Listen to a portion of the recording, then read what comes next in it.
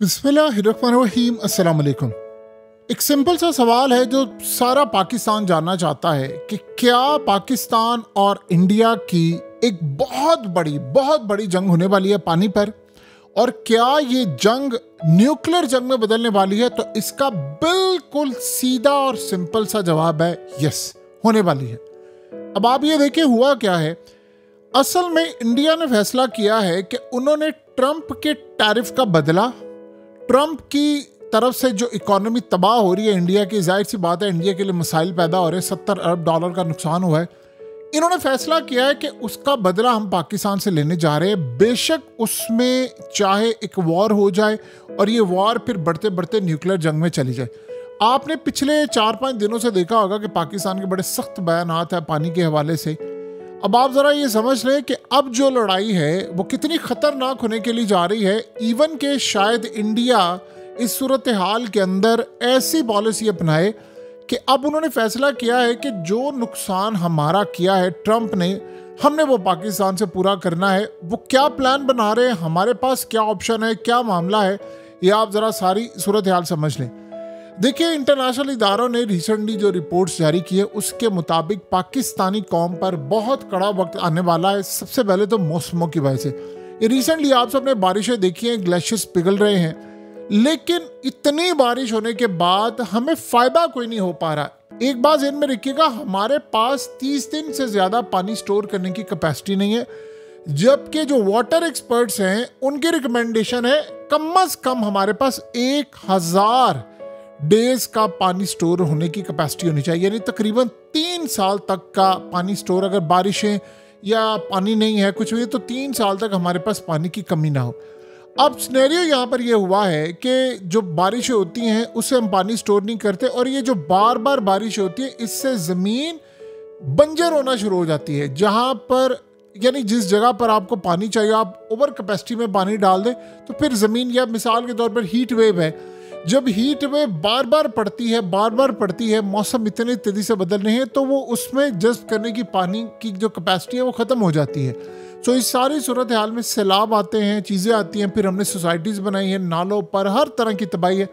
अब मामला ज़रा समझ लें इंडिया क्या करने वाला है। इंडिया ने फैसला किया है कि उन्होंने पाकिस्तान की रीढ़ की हड्डी को मुकम्मल तौर पर तबाह करना है, और वो करना उन्होंने शुरू कर दिया, वो है एग्रीकल्चर।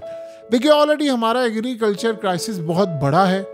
इस वक्त इंडिया इतनी तेज़ी के साथ पाकिस्तान का पानी डाइवर्ट कर रहा है। आपको पता है कि सिंतास मायदा तो ऑलरेडी उन्होंने कहा है कि इवन ओपनली बयान दिया उन्होंने कि सारी ज़िंदगी अब इसको रिस्टोर नहीं करेंगे। इंटरनेशनल इदारों ने बेशक स्टेटमेंट दे दी है, उनकी जानिब से वर्डिक्ट्स हैं, चीज़ें हैं, लेकिन उसने कहा जो मर्जी हो जाए, क्योंकि वो चल रहा है इसराइल की राह पर।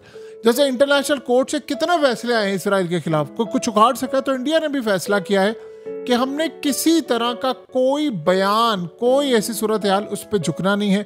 और उन्होंने फैसला किया है कि उन्होंने पाकिस्तान की इकॉनमी को तबाह करके बदला अमेरिका का पाकिस्तान से लेना है। देखिए, पानी का मामला ये है कि आप तेल अगर एक मुल्क नहीं दे रहा आप दूसरे मुल्क से ले सकते हैं। पानी का मामला ऐसा नहीं है। एक ट्रेड का मामला है, टैरिफ लग जाए, एक मुल्क आपको माल नहीं दे रहा तो आप दूसरे मुल्क से ले सकते हैं। पार्ट्स एक जगह से नहीं आ रहे आप दूसरी जगह से ले सकते हैं, लेकिन पानी का मामला बड़ा अलग है। यहाँ पर इस वक्त सूरत हाल ये है कि पाकिस्तान में शदीद इस वक्त क्राइसिस है वाटर का, और इस वक्त सूरत हाल ये है कि हमारी जो 90% एग्रीकल्चर है वो सिर्फ इंडस वाटर के ऊपर ही खड़ी हुई है। अब इन्होंने जो हमारी, आप समझ लें कि ये जो अब होने जा रहा है, इंडिया ने अपनी उन रियासतों में इतना ज़्यादा पानी भेजना शुरू कर दिया है जिन रियासतों में पहले पानी नहीं जाता था या वहाँ कोई पानी की कमी थी, तो पाकिस्तान का पानी वहाँ जाना शुरू हो गया है। डैम्स ऑलरेडी बन रहे हैं। हम अगर इस चीज़ का इंतज़ार कर रहे हैं कि डैम बनेंगे हम मारेंगे, तो ये मामला फिजिबल नहीं है, क्योंकि इसमें पाकिस्तान का बहुत ज़्यादा नुकसान हो चुका होगा। हमें जो भी करना अभी करना है, हमारे पास टाइम की भी बहुत ज़्यादा कमी हो चुकी है। इस वक्त आप समझ लें कि हमारा जो नेशनल फूड सिक्योरिटी है, इकोनॉमिक स्टेबिलिटी है, वो पूरी दांव पर लग चुकी है। अब ये जो जंग है ये किस तरह न्यूक्लियर जंग में बदल जाएगी और ये क्या सारा मामला होने के लिए जा रहा है, ये आप समझ लें।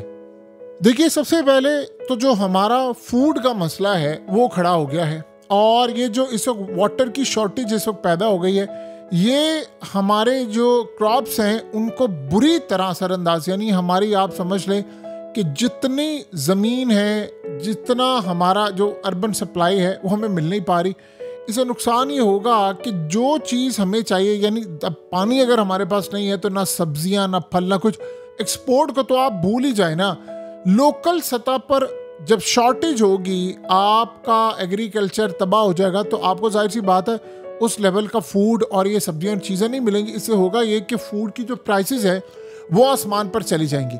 जब आसमान पर चली जाएंगी तो इंडिया ने तो ऑलरेडी कह दिया है कि ट्रम्प की अब की बार उन्होंने कहा कि हमने मेडिएशन किसी तरह नहीं होने देनी, सवाल ही पैदा नहीं होता। सो लिहाजा अब आप एक्सपेक्ट कर सकते हैं कि पाकिस्तान के पास इस वक्त कोई रास्ता नहीं रह गया। बिल्कुल इस वक्त हमारे पास डेड लेवल तक चीज़ें जा रही। देखिए 80% पाकिस्तानियों को गंदा पानी मिलता है, तो हमें ना पानी हमारे पास स्टोर करने की कैपेसिटी है, ना साफ पानी हमें मिल पा रहा है। और जो पानी हमारा था वो भी भारत की जानिब से अब डाइवर्ट। हमें अभी इस वक्त लग नहीं रहा कि चीज़ें हैं, बड़ी तेज़ी के साथ पानी की जो सतह है वो बड़ी नीचे चली गई है। 25 करोड़ लोगों का मामला है और ये बात इतनी डेंजरस है कि इंडिया इस वक्त न्यूक्लियर जंग के लिए भी तैयार बैठा हुआ है। यानी ये वाला मामला यहाँ पर आ चुका हुआ है कि डैम वो बनेंगे तब। अभी तो फिलहाल उसने पाकिस्तान का पानी अपनी दूसरी रियासतों में डाइवर्ट करना शुरू कर दिया है। और पाकिस्तान, आप देखें कि हम ये शायद सोच रहे हैं कि वो जो डैम बनाएंगे तो हम उसको मारेंगे।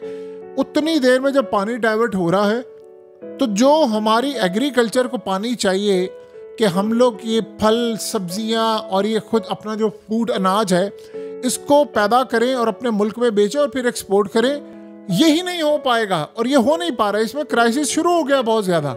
और इस सूरत हाल के अंदर हमारे पास अब कोई रास्ता नहीं है। देखिए आपके पास सिवाय इंडिया को तबाह करने के अब कोई ऑप्शन बाकी नहीं रही। ये आप ज़हन में रखिएगा। हमारे पास इस वक्त 25 करोड़ से ज़ायद लोग हैं और इस वक्त शॉर्टेज बुरी तरह तबाह करने जा रही है। आप देखें कि ईरान के अंदर भी क्या मामला है। ईरान में भी पानी की बहुत ज़्यादा कमी है और इसराइल वहाँ पर फ़ायदा उठाना चाहता है। आप पैटर्न देखें जो नेतन्याहू ने कहा सारी दुनिया के सामने कल स्पीच में, उसने कहा ईरान के पास पानी नहीं है और हम सिर्फ रिसाइकिल कर सकते हैं और ईरान के अंदर तबाही आ जाए। वो क्या चाह रहे हैं कि ईरान में पानी की इतनी कमी हो जाए। नेतन्याहू ने बात खुद कही है। उसने कहा कि मैं चाहता हूँ कि हम इजराइल से इंजीनियर्स भेजें जो ईरान में है, आपको हम रिसाइकिल वाटर करना सिखाएं। और ये तब होगा जब आप बाहर निकलेंगे, हुकूमतों को पूरी तरह ललकारेंगे, फिर इसराइली करेंगे। इन्होंने पूरी जंग का नक्शा खींचा हुआ है। एग्जैक्टली यही पैटर्न इंडिया इस्तेमाल कर रहा है। वो पानी की शॉर्टेज करना चाह रहा है और करना चाह रहा है। और एक बात आप ज़हन में रखिएगा, इंडिया इस वक्त डेस्परेटली जंग चाह रहा है।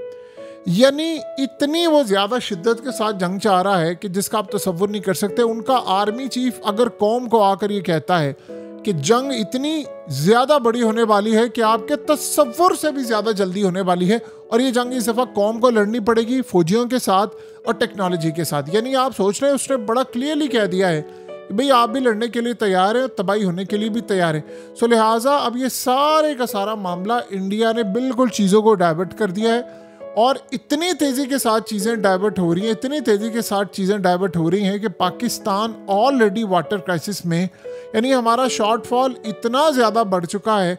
ऊपर से आप ये देखें जो एक्सट्रीम वेदर है, गर्मी आती है, शदीद गर्मी है, सर्दी आएगी, शदीद गर्मी के बाद शदीद सर्दी का देखना। हर साल हम एक ही खबर सुनते हैं कि सर्दियों ने रिकॉर्ड तोड़ दिए, गर्मियों ने रिकॉर्ड तोड़ दिए, ये हो गया।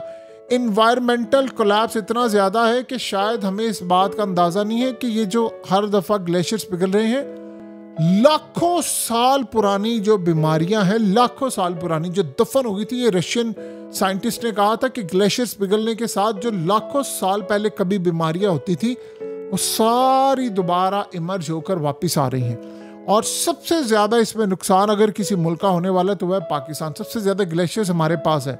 मौसम तेज़ी से बदल रहे हैं, हमारे पास स्टोर कर, ये हर साल आप देखेंगे कि सैलाब बढ़ता जाएगा, ज़मीन हर साल बंजर होती जाएगी। जो बाकी ज़मीन रह गई है उसको इंडिया पानी रोककर मुकम्मल तौर पर तबाह करना चाहता है। तो हमारे पास अब कोई रास्ता रह नहीं गया कि हम इंडिया से अपना पानी छुड़ाने के लिए एक फाइनल वॉर करेंगे। और देखिए ये बात ज़हन में रखिएगा, दो ऑप्शंस रह जाएंगी आपके पास कि आपको 25 करोड़ लोगों को बचाना है या आपको एटमी हमला करना है। इसके अलावा हमारे पास कोई रास्ता बाकी नहीं बचेगा। जिस लेवल पर इंडिया दुबल के चाहता है कि ये जंग हो जाए, वो तो तैयार बैठा हुआ है। उन्होंने इस दफा असल में ट्रम्प से भी बदला लेना है कि इस दफा जो जंग होगी उसको ट्रम्प भी नहीं रोक पाएगा, और ये बात तय है, क्योंकि इस जंग को सपोर्ट कर रहा है इसराइल, और इसराइल ये चाहता है ये मामला हो, लेकिन इस जंग को किसी सूरत इंडिया नहीं छोड़ना चाहता।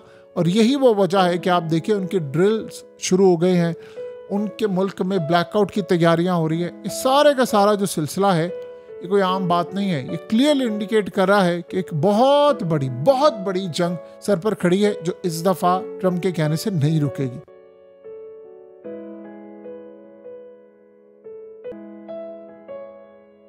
हकीकत टीवी को सब्सक्राइब करना मत भूलें, वीडियो को लाइक करें, शेयर करें और कमेंट सेक्शन में अपनी राय का इजहार जरूर करें।